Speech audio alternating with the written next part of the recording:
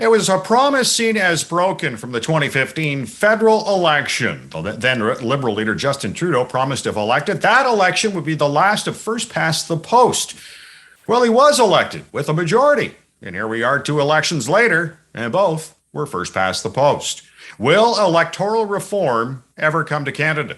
Hello and welcome to Unpublished Cafe. I'm Ed Hand. We're coming to you from a remote location and practicing physical distancing to enhance safety.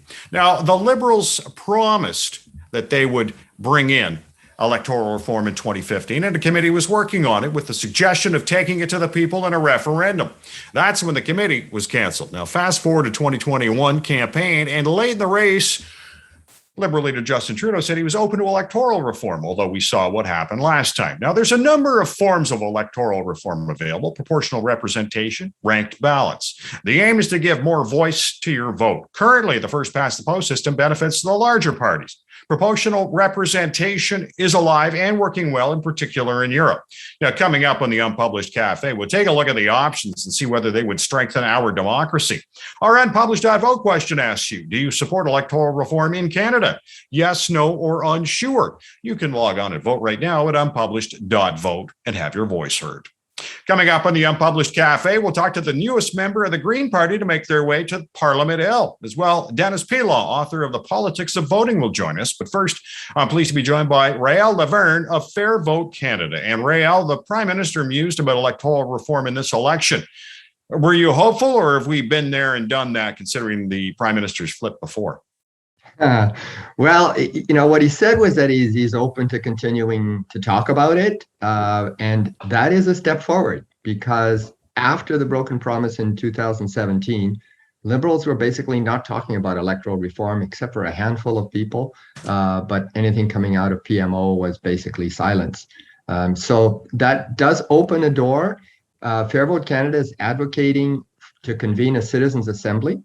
That's a very important step forward, I think, if we could achieve it. I think it's hard for politicians to say, no, we don't want to hear from well-informed citizens. I think that would just be hard to say no to. And right at the end of the last Parliament, the Procedures and Affairs Committee of Parliament actually recommended to do a study on the option of a citizens' assembly for Canada federally. And the Liberals voted for that, which suggests that it probably came down from PMO, that they were okay. Because, if you're on committee, MPs tend to get whipped. And they all voted in favor, and all of the Conservatives voted against. So it suggests that on both cases, it was a whipped vote. So if there was a whipped vote in favor of a citizens' assembly before the election, we can only hope that there will be one after the election as well.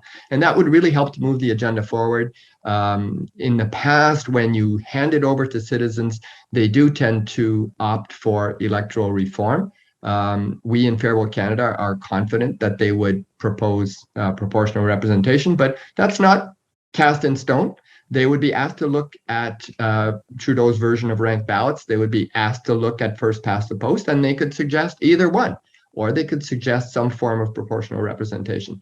So we're hoping that would go forward, and that would be the key to change, or a key to change. There's no guarantee that it would work, but I think it would at least move us in the right direction. Proportional representation versus ranked ballots, which gives more weight to individual votes? Which makes more individual votes count. One thing I want to clarify, Ed, that's important is that you can have proportional representation with ranked ballots. A ranked ballot is a type of ballot. But what you really mean in your question, and what Trudeau means when he uses the expression, is what's called the alternative vote, just the system that's used for the Australia parliamentary elections. Alternative vote. You maintain the single member ridings, but you give people a preferential choice. But you can do that with proportional representation as well. You can have multi-member districts with preferential ballots. So we tend to compare AV with STV. So AV is the majoritarian version of it, that's Trudeau's version, and STV is the proportional version. It's what they use in Ireland, for example, and in some municipalities. So those are the two that we compare. If you want to compare like with like, but STV gives you proportional results and is very similar to what other proportional systems give you. But to answer your question, the way you asked it, STV is the system of election that gives the most power to individual voters. You can vote for independent candidates. They have a chance. Right now, they don't have a chance. Probably wouldn't have a chance with AV either. You can vote across party lines if you want. Your first preference could be your Liberal, and your second preference could be a Green or an NDP or whatever. So and you're voting for individuals. Of course, they're nominated by parties, but you get to rank them in the order that you consider to be the most important. So it gives voters a lot more power than any other system. I'm kind of curious, Rael, what would the election result of that we just went through, what would it have looked like if we had PR? The main effect, we've looked at both. We've looked at, well, first you got pure PR. That's you just apply the proportions and you get your numbers from that. But if you look at realistic models of what we could adopt in Canada, which is either a mixed member proportional or STV system or list PR by smallish regions, which is what's done in most of the world. It's done regionally, not countrywide.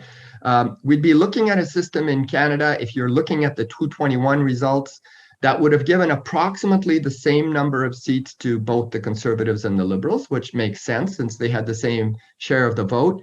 But the NDP in particular really got dinged in this election with 17% of the popular vote and only 7% of the seats. And so they got less than half the number of seats they deserved. And when you do the simulations of what proportional representation would have given you, the NDP is the big winner by far, winning instead of 25 seats, 59 seats under either system. The Greens benefit somewhat, but they got dinged by voters in this election, and so there's a limit to how many seats they would have won even with the proportional system. But someplace between 1 and 3, they actually got 2, so it doesn't change much for them. The Bloc loses a few seats.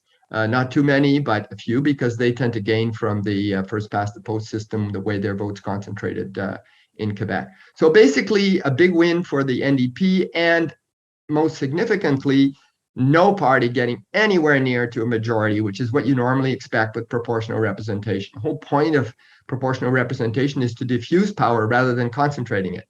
That's the difference between your majoritarian systems and your PR systems. I get the diffusing the power thing, but you have it with PR. You could have a number of parties, but no consensus. Is that going to lead to more elections? No, the statistics don't show that there are more elections in PR countries than in majoritarian countries. It's about kif, more or less the same over the period since World War II until now. And one of the reasons is that with PR, there's much less incentive to call snap elections. So you're going to be either in a minority situation or in some sort of coalition situation. And let's say you won the last election with 34% of the vote. And the best you can hope for is 37% of the vote this time around. Well, 37% might have been enough to give the Liberals a majority. That's what they were shooting for. But 37% of the seats versus 34% of the seats, you're still in a minority situation, and there's therefore much less incentive to call an election with PR. Rael, I want to thank you for joining us. My pleasure. It was a lot of fun. Rael Laverne is with Fair Vote Canada. While those in support of First Past the Post feel it keeps one-issue parties at bay, it's also the system that gave Mike Morris the win for the Green Party in Kitchener Centre. And Mike joins us now. And Mike, how are you getting acclimated to Parliament Hill? Well, I had orientation just last week, Ed. It was really nice to meet with so many public servants who were so generous to help myself and several other rookie MPs start to figure out everything from criteria for a constituency office to budgets to a tour of the West Block. It was really, really great. Now, on the hustings, what were you hearing about electoral reform, or was it not registering? I was surprised how often it continues to come up. And in different ways. Some people specifically talk about proportional representation and how they are really keen to move towards an electoral system where every vote would count. Others just say, I'm just tired of the same old, and I know my vote has never counted before. I've never voted for someone who's gotten through. Some, are quite concerned with broken promises from back in 2015, and still, many of my neighbors felt that they were lied to at that time. And so, it continues to be a priority for so many across Kitchener, and something I'm really keen to continue to talk about. It's pretty simple, right? At the end of the day, every vote should count. And that's something that we should be moving towards. You ran in 2015 as well as 2019 before actually winning in 2021. Were you getting electoral reform at the door then too? In particular in 2015 when the prime minister mused about it? Yeah, well, I can clarify. I ran for the first time in 2019 and it did come up then. And I guess part of me thought like the further we got from 2015, people would talk about it less. And I found just the opposite. It came up more and more. I think also with the increased partisanship. And so many in my community that feel, as I do, that it's partisanship that often gets in the way. And, with a more representative democracy, with, more voices being heard, with a system that would actually focus on our elected parliamentarians working together, knowing that would, make so much progress, whether we're talking about housing or climate or healthcare. It came up more and more. How would PR or ranked ballots have impacted the Green vote in 2021? Yeah, well, we can go online and find some of the math. Of course, we would see more Greens elected. But for me, I want to be clear, this is not about getting Greens elected. I've been a supporter of electoral reform long before I chose to run as a Green in the 2019 election. This is really just about a higher fidelity of our democracy. This is about improving the quality, the health of our democracy, of our conversations. And, one of the outcomes is it's likely that you would see more Greens getting elected. And I've always appreciated Dave Meslin on CBC with his Lego blocks showing, here's what would have happened if every vote actually counted. And that's not to say, I think the last stat I saw, some 49% of people say that they voted strategically in the last election, and how that would change. Like, how much better does it feel when a person gets to go to the ballot box and actually vote for what they want as opposed to the fear of what they don't want? It would be a total change, right? But ultimately, this is actually just about increasing the quality of our democracy. Now, you mentioned the polarization around our politics today, and obviously, with the two big parties, seems to drive it pretty well. Do you see PR as something that can diffuse the polarization as it sort of, you'll get 4 or 5, maybe even 6 parties working at Parliament Hill, and then it won't be all that back and forth, he said, she said? Well, it's not just what I see. It's what folks around the world and researchers, academics are telling us, in the 90 plus countries where proportional representation is already in place. If you look at every academic study, it is more civil. It's more diverse. It is more representative in every aspect of our democracy that we would care about. It's going to lead to better results, and it makes intuitive sense too, right? When more voices are heard, when you have a system where there is a greater interest in working together to get things done, of course, it's going to improve the quality of our democracy and the decisions that parliamentarians make together. And so, it's probably more important than what I think is what we know has been studied and published on the topic. And really, I'm just a spokesperson for so many in my community who are saying, let's just get it done. And whether it's a citizens assembly, like, happy to talk about different ways of getting it done, but that's where the conversation should be, is more about how we do it as opposed to if.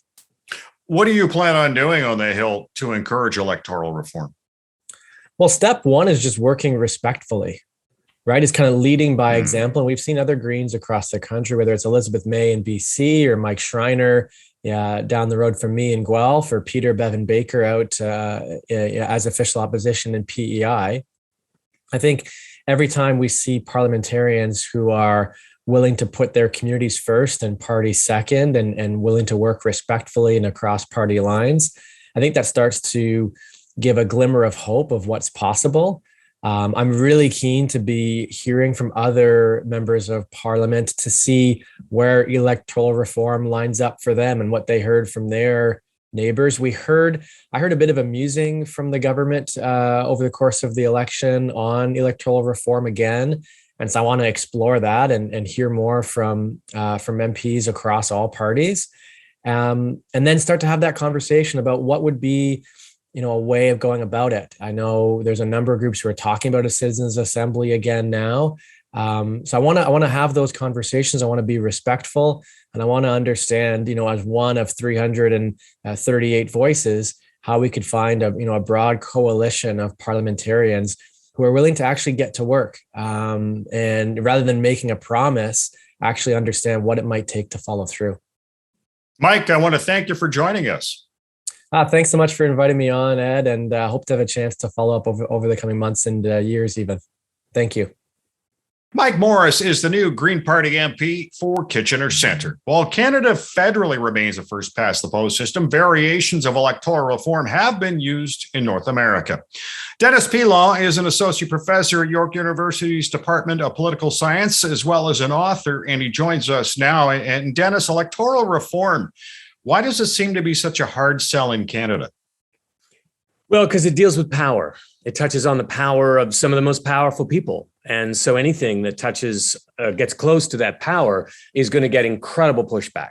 And that's what we've seen again and again when the issue of electoral reform comes up. Both the major parties that benefit from our current system and their supporters in the media basically pile on with the issue. And it just becomes a mess of misinformation, accusations, speculative fiction, if you will, in terms of the kinds of claims that we see about what might happen if we adopted a different voting system. Now, in terms of electoral reform, do you feel it would improve our democracy, or does it give more fuel to the fringe or one-issue parties? There's no doubt in my mind that a more proportional voting system would be a more democratic voting system. I've studied the use of voting systems in countries that are comparable to Canada. So, Western European countries, they seem to do fine. There's no evidence that the adoption of a proportional system leads to a sudden flurry of interest and extremism amongst the voters. Oh my God, they're going to rush to the fringes if only they could. I mean, it's just not supported by the facts. And of course, what we see in PR countries is that, sure, every now and then, a fringe party emerges, a party that has very little support. And what happens is that if they can't work with others, if they can't make a break into the mainstream with their ideas, then eventually they get abandoned by the voters who gave them the support in the first place. Other parties won't work with them. And ultimately, voters want to get things done. So if their parties that they support, can't make a deal, can't get along, well, then eventually the voters say, I'm going to vote for somebody else. The Bloc Québécois is a regional party in Canada. How would it be affected by proportional representation in an election? Well, one of the interesting things about the Bloc is they're an example of how the first past the post, in fact, it inflates certain views and underestimates others. We've got a country with incredible geographic, linguistic, and ethnic diversity. First past the post makes all those things worse. It doesn't encourage political forces that try to knit the country together, make those different things work together, maybe in a party. It has the effect of exaggerating the differences. So it makes Alberta look entirely conservative and Quebec look entirely Bloc Québécois, when in fact the reality is just the opposite. Both of those jurisdictions are split. A considerable number of people in Alberta support other parties. More than half of the voters in Quebec support other parties. But our voting system doesn't reflect that. What would happen with a PR system is that the Bloc would be reduced to the level of voting support that it has. And so it would actually see a reduction in its seat count in a proportional system. It's our first past the post system that exaggerates the support of regionally concentrated parties like the Bloc or even our current Conservative Party. How does electoral reform reduce strategic voting? Well, there's always going to be strategy wherever humans have to try to figure out what they want to do and they don't have total control over something. And so in any political situation, people are going to say, how best can I get my goals accomplished? The difference for me is whether or not it's negative or positive or constructive strategic voting. So there'll always be strategic voting, but under first past the post, there are a considerable number of negative strategic voting elements. Voters are constantly put in the situation of like, gosh, I really like party X, but I hate party Y, so I better vote for party Z. It just doesn't make any sense from a straightforward voting strategy. Proportional systems reduce that kind of what I would call negative strategic voting. It allows voters to say, okay, what do I want? What do I want to say? What do I want to see represented in the political system? What do I want to see be part of the discussion? and they don't have to worry quite so much that they're just going to throw their vote away. Now, at the same time, in proportional systems, voters have to say, well, is the current coalition government getting the job done? Maybe I want to shift my vote to a different party in the coalition to send a signal that I want to see the government move in that direction. And that's the kind of thing we see in European elections. You know, you wrote our voting system is deeply political. How so? It's completely political in the sense that, well, in a sense, I'm coming up against a dominant view that our institutions are somehow obvious or automatic, that they're functional, that they've come about to meet the needs of Canadians, or that at some point there was a meeting where everybody got together and said, hey, let's do it this way. Yeah, that's the most fair way. Let's everybody vote. Okay, we're gonna go do that.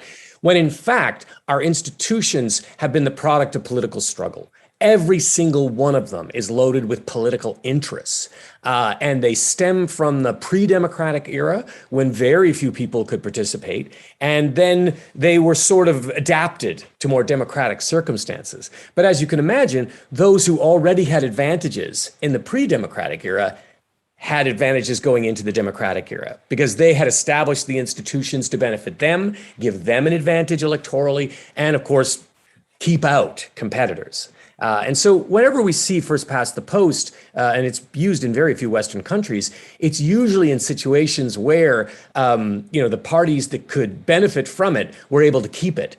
And in doing that, keep other forces out or, diminish their impact. We see PR introduced in situations where elites are worried that they're about to be wiped out, or they're about to be challenged in a way that will threaten their continuing influence. Where do you point to around the world where electoral reform works well?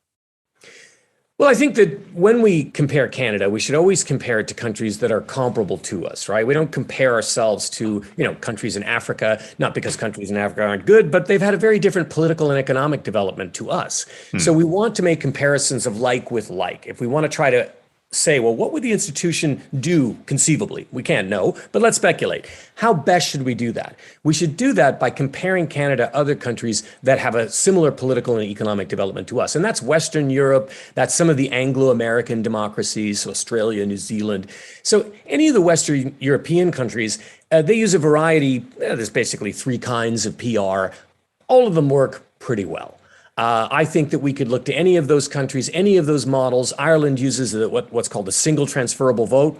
That's the system we used previously in Canada for municipal elections and in some of our provinces. There is the party list approach that they use in the Scandinavian countries, where the whole country is a riding, or there's just a couple of ridings. I don't think anybody thinks that's a good choice for Canada, given our geography. And then there's the German mixed member proportional, which was recently adopted by New Zealand. I think either SDV or mixed member proportional would be great. It would accomplish what Canadians want. Canadians want a system where voters have a lot of say over the kinds of people who get elected, but the overall results end up being proportional. In other words, they reflect what voters really said with their votes. Dennis, I want to thank you for joining us. Thanks for having me. Dennis Pelaw is an associate professor at York University's Department of Political Science, as well as the author of The Politics of Voting. Our unpublished .vote question asks you, do you support electoral reform in Canada? Yes, no, or unsure. You can log on and vote right now at unpublished.vote. I want to thank our guest today, Rael Laverne of Fair Vote Canada, Dennis Pelaw of York University, and Mike Morris, the newest MP from the Green Party. And I want to thank you for watching The Unpublished Cafe. Stay safe. I'm Ed Hand.